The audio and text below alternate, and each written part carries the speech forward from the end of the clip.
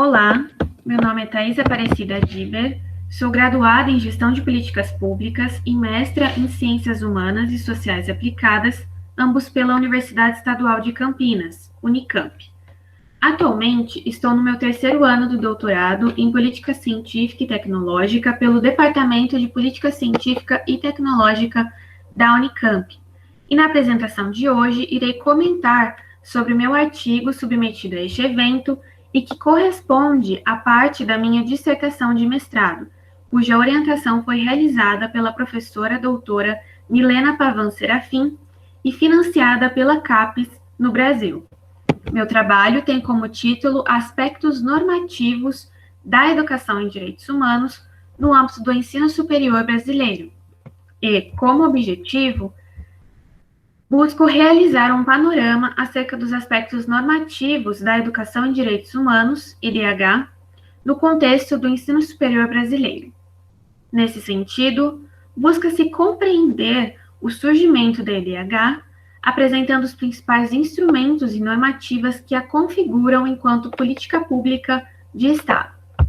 Nesse sentido, consideramos que a EDH se alinha à perspectiva relativa ao compromisso social da universidade, considerando a construção do saber e da formação através do ponto de vista dos direitos humanos e da democratização. Considera-se, portanto, que um dos compromissos sociais da universidade se trata justamente da produção e disseminação de conhecimentos em direitos humanos.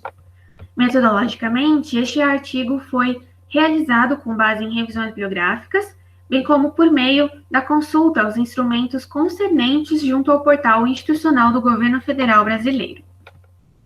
De forma muito sintética, podemos conceituar a EDH enquanto uma prática educativa que é de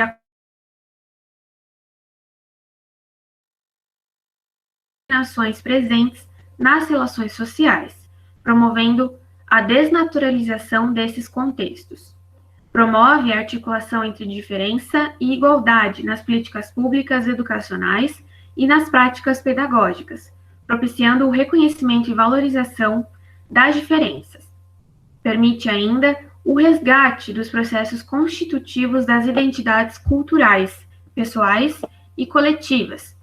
a promoção de experiências relativas à interação sistemática com outros atores e o empoderamento de atores sociais historicamente marginalizados.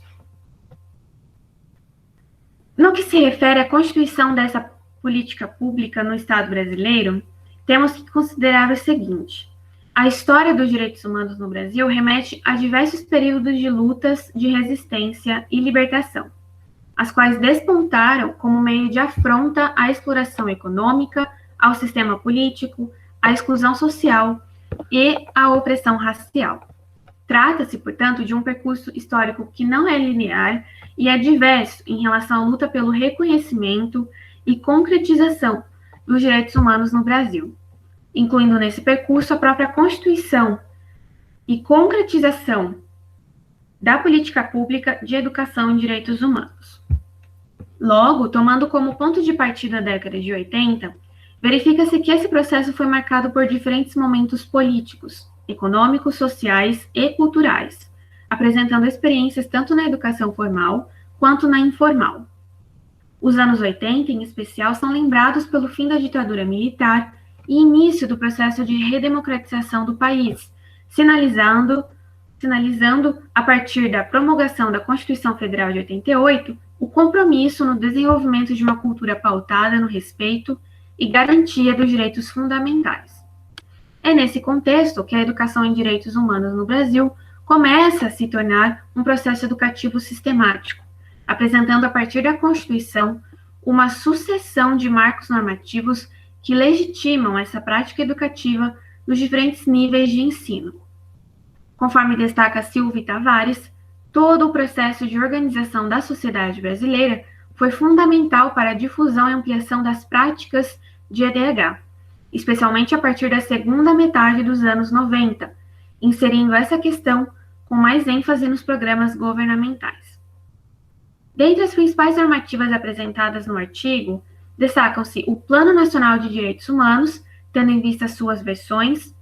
o Plano Nacional de Educação e Direitos Humanos, as Diretrizes Nacionais de Educação e Direitos Humanos e o Pacto Universitário para os Direitos Humanos. Considerando que o foco desse artigo se manteve sobre a questão do ensino superior,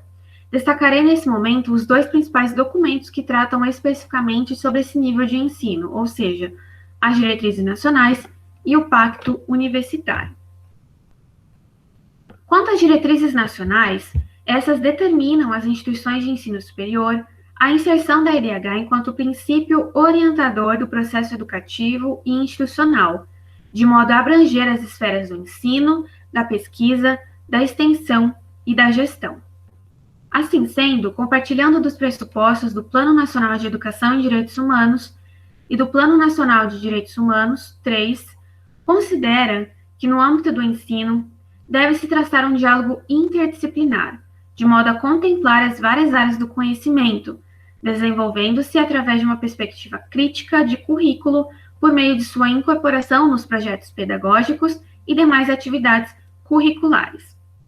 No âmbito da pesquisa, se requisita uma política de incentivo à realização de estudos e pesquisas, criando-se núcleos e grupos com foco em temas como direitos humanos, relações de gênero, violência, segurança pública, diversidade cultural, dentre outros, além da própria organização do acervo produzido. No que se refere à extensão, outro pilar da universidade, relembra a necessidade dessas instituições em atender às demandas provenientes dos segmentos sociais em situações de exclusão e violação de direitos, como movimentos sociais e demais públicos, bem como a própria gestão pública. Segundo as diretrizes, às IES cabe, portanto,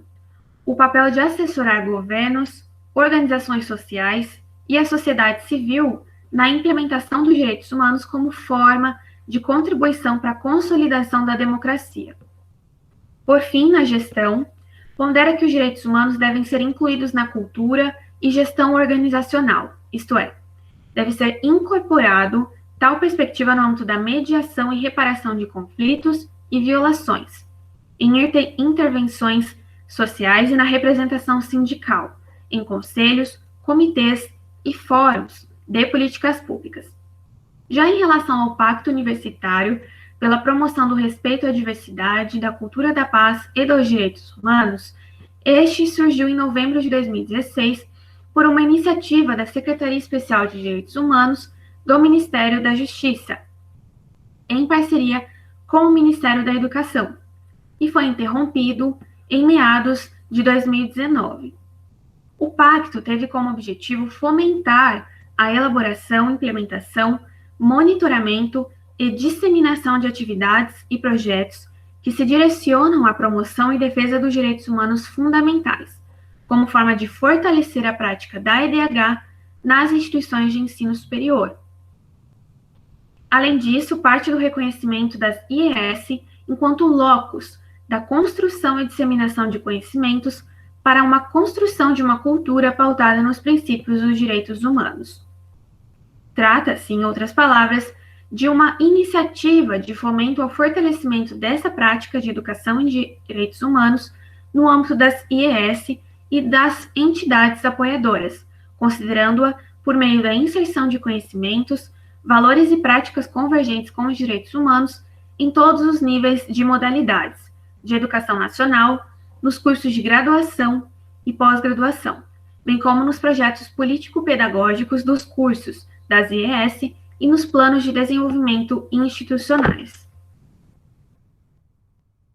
A fim de finalizar essa apresentação, podemos considerar que o debate acerca do compromisso social a ser assumido pelas universidades públicas é permeado por diversas perspectivas. Se, por um lado, existe a concepção que se baseia na sua relação colaborativa com o setor privado, por outro, há a concepção de que a instituição de ensino deve estar envolvida com a produção de pesquisa básica e a formação de conhecimentos críticos. Nesse sentido, a EDH, enquanto prática educativa, atrela-se à segunda perspectiva, tendo em vista a construção do saber e da formação através do ponto de vista dos direitos humanos. Trata-se, portanto, de um novo caminho a ser considerado no âmbito de tal debate. A EDH é parte essencial do conjunto de direitos humanos fundamentais e diz respeito a um processo educativo capaz de prevenir violações, bem como de informar e fazer conhecer os direitos pelos quais todos somos sujeitos.